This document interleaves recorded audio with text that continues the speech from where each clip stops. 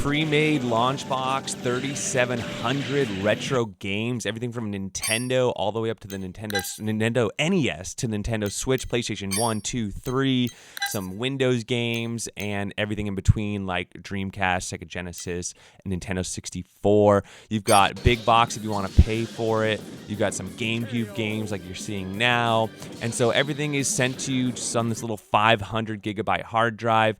You can see all the different systems on the left side of your screen here, you know, huge PlayStation collections, things like that. So it's a total of 3,700 games on this little 500 gigabyte hard drive for really cheap, coming from Amazon. So this might be a really good starting point, especially those on a budget who want to play those retro games but might be a little intimidated by the setup. So let's go ahead and jump into it, see what's on the hard drives. We'll play some games, see if anything is broken, see what exactly you're getting, and everything in between. I'll even show you how I first got this and booted it up, and then also showing you not only the launch box you're looking at right now, but also show you if you buy the license, you can get Big Box.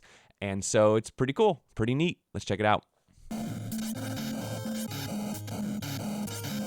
Go ahead and launch Launchbox. You also have Big Box here. If you pay for the license, you can play that cool little track mode. But we're going to be doing Launchbox standard. It is free to use. So we're in Launchbox now. You can click on a game, and there should be information that shoots up on the right side. There you go, like 3 Ninjas Kick Back. And all that fun information, descriptions, things like that. You can see at the top of my screen here, there's 3,700 games, 3,782 games. And on the left side, you can sort it by platform, by region. There's many ways in which you can sort the games, depending on how you want to find them. There's even a search function. If, for example, you wanted Mario, it would find all the games that have the word Mario in it. Mario Andretti Racing, Mario Golf, Mario 4, I think that's like a hack game, but it does have Mario Kart 8 for Wii U, and so you could do all kinds of stuff like that. But let's start with looking at the platforms. Let's delete the search. Let's look at all the games really quick, and we'll go by platform here. Starting with the oldest platform, what's the oldest platform on here would be the Nintendo Entertainment System. So for those of you looking for like Atari or Commodore 64 or some older systems, looks like you're not going to get it. It is looking like it's mostly U.S. consoles. Although I did see some titles, some Japanese titles like this game right here. There are some Japanese titles in there as well, but they're sorted by it's kind of for the U.S. customer. So right now we have it on box art. The Super Nintendo looks great. Let's go to Super Nintendo. It looks great with all the box art. You could even change the image to screenshots if you want to see like what the title screen looks like. Those are the two options you have from what I've seen. I think boxes looks really cool. And so going back to Nintendo, you can see the Nintendo boxes are not nearly as perfect. But you can see here that it's not just Nintendo. There's also some Famicom in here as well. So it is a mix there. At the top of your screen, you can see the Nintendo Entertainment System has 1,727 games. So that's going to be all your Nintendo games, Famicom games, all that stuff for you. So it has a huge collection there. Although it says Nintendo, it's including the Japanese and the U.S. titles there. So then we jump up to Super Nintendo, 760 games. I've done videos on similar hard drives before. Their Super Nintendo collection is very good. They've been reusing the same one. It has all the Super Nintendo games. Every Super Nintendo game you can think of, it is on here. Let's go ahead and move up to, we got Sega Genesis over here if you're a Sega fan. And 656, that's going to be pretty much all your Sega Genesis games. It's all there. Let's see. Sometimes they do Mega Drive, so they'll mix like artwork like Sega Genesis with Sega Mega Drive. So same game, just different cover art. But it's all here if you're interested in any of the Sega Genesis games. Then we go to Nintendo 64 and then PlayStation. So Nintendo 64, 392. So that's pretty much all of them. There's a couple Japanese games in here, as you see. But it is going to have like your 007 GoldenEye. It's going to have your Mario Party. And if you're running this on even a half-decent computer, it's going to run just fine. It has all the Nintendo 64 games. All right? So don't worry. It's got you covered there. Now, Sony PlayStation, only 95 games. So here I'm going to scroll so we can actually see all the different games in case you're curious. A lot of people want to see, hey, does it have the game that I want? And so we'll see that later on in the video. I'll be playing some games, showing you the emulation performance. And so far, it's great. I highly recommend Launchbox for anybody who's new to emulation. It's so easy to use compared to some other systems. So now we're getting into the Dreamcast, GameCube, PS2 era. So Dreamcast, only 22 games. It's a little disappointing personally, considering how many games were on that system. But it does have Marvel Capcom 1 and 2, Power Stone, Sonic Adventure 1 and 2, Street Fighter Alpha 3, Street Fighter Third Strike, Double Impact, Virtual Tennis is a fun game. So it does have those, Dead or Alive 2, and then the Crazy Taxis, and then a couple other games here. House of the Dead 2, which, not that fun to play on the controller. I'm going to get into that later. There's a couple games where I'm questionable, like, why would you put that game? GameCube. So here's where I like builds like this, because GameCube games are a little harder to find online. They're larger in size. So, if you like Scott the Woz, you're going to like Chibi Robo. You got Animal Crossing, Bloody Roar, Primal Fury. The way Dolphin is set up, they set up the emulator for you already. It's working really great. The graphics look really good, high res. So you got the Zeldas, you got Luigi's Mansion, you got Mario Party 5. I feel like this is a nice Mario Sunshine, Wario World. This is a nice, intro into GameCube. I'm pretty satisfied with where they started there. Especially compared to some other systems, like, for example, PlayStation 2. Some really good games, Burnout, Black. You've got NBA Street. You got the Final Fantasies. You got God of War, Grand Theft Autos. But then, like, why Guitar Hero? Like, why Guitar Hero 1, 5, Encore? Like, most of you are not going to be playing those. Most of you aren't going to be doing Karaoke Revolution. There's going to be that one commenter who's going to be like, hey, no, I want those games. Okay, very few of you. But PS2 runs great. All the games I tested work really well. There are some good games on here as well, though, like Shadow of the Colossus, Silent Hill, Soul Calibur 2, SOCOM, Spider-Man 2. So don't, there are really great games on here as well. There's just a couple questionable games, like I said earlier. Moving on, we did GameCube, we did Dreamcast, PS2. That would then bring us into the PS3. So not many games. I play Ridge Racer 7 later. Works really great. Only 5 games. PS4, these are really just the PC variants of these games. So that's cool, though. A lot of people want to play Witcher 3, Grand Theft Auto 5, Prototype 2. Like, these are great games to play. And then, we got the Wii and the Wii U. I skipped over. Missed those. Couple games. With the Wii, if you don't have the motion controls, you can't play a lot of Wii games perfectly. So this is a nice little starting point. And then the same with the Wii U. All these games are fairly expensive to buy, so it's nice to have those. And remember, this could be a starting point for you if you want to go ahead and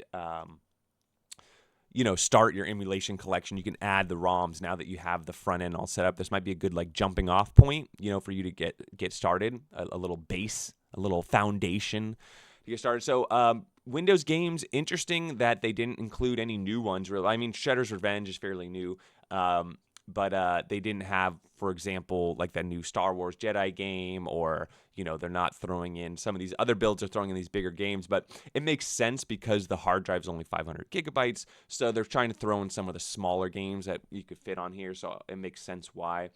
And then what I haven't done yet is just the Switch at this point. That would be the last system. 10 games. As you're listening to me, if you look at the upper corner, zoom in on your screen, it'll tell you how many games there are total, in case you're curious, per system. And again, Super Mario Odyssey and Zelda Link's Awakening, a lot of these other games are fairly small games, so they only included a few. But the new, they do, in case you're curious, as I'm recording this video, you can emulate the new Mario Wonder. It's out there, the ROM's out there. So you could easily just drop in Super Mario Wonder in here and play that. There's also the new Zelda game that came out a few months ago, and that is available as well. All right, so you can purchase a license to Launchbox. It's well worth it. Once you purchase a license once, you can, use it for many different devices you own or whatever. And it's a really good front end. And it's worth the license. And you're just going to see it right now, because look how beautiful this big box is. It's not that snappy here. The big box really shows the limitations of this hard drive, but it's playable. We're running all this externally through a USB cable, so it's not nearly as fast as like an SSD might be. But as you see here, Really clean, really functional. It looks beautiful. You know, my younger self, if I saw this, I'd be like blown away. And I am going to show you the options here that you can change the themes. You can install new themes. It's all included if you buy your license. The license is not included if you buy this on Amazon. It is an upcharge. But look how cool this is, and look at some of these themes that you can get. And it supports Launchbox, which is a great company, and helps them continue to update and make their product better.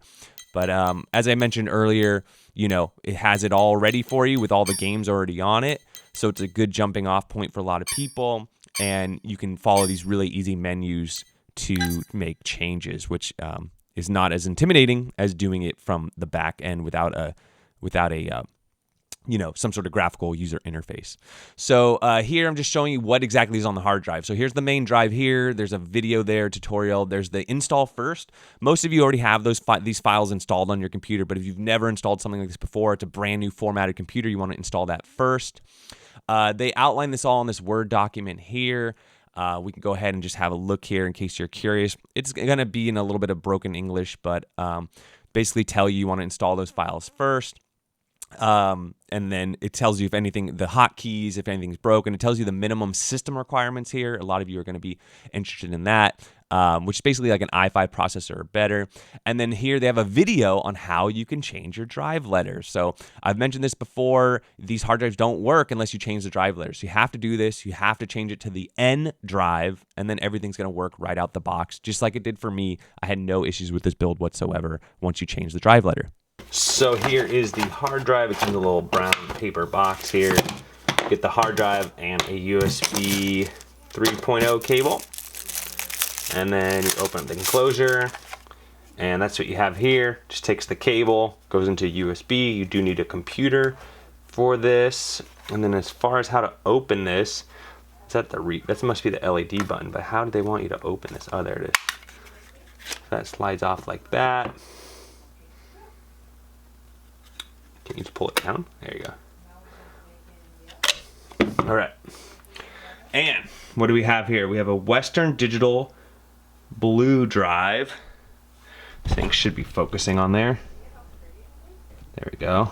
There's your stats on it. Definitely doesn't look brand new, but it's in there.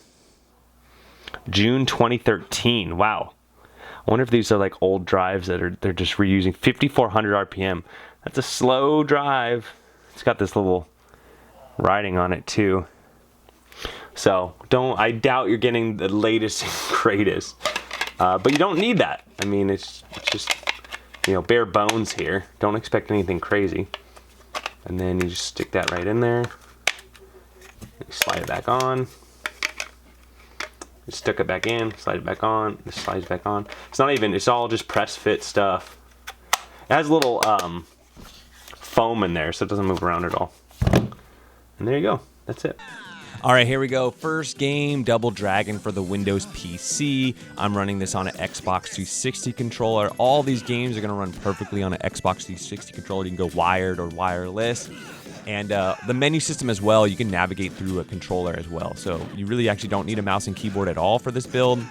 Maybe some games use it, but for the most part, most games will run this. But as you see here, no lag whatsoever. It's running really great. As far as minimum system requirements, you know, it usually says you want a graphics card, like a 1660 or better graphics card, like an i5 processor or better.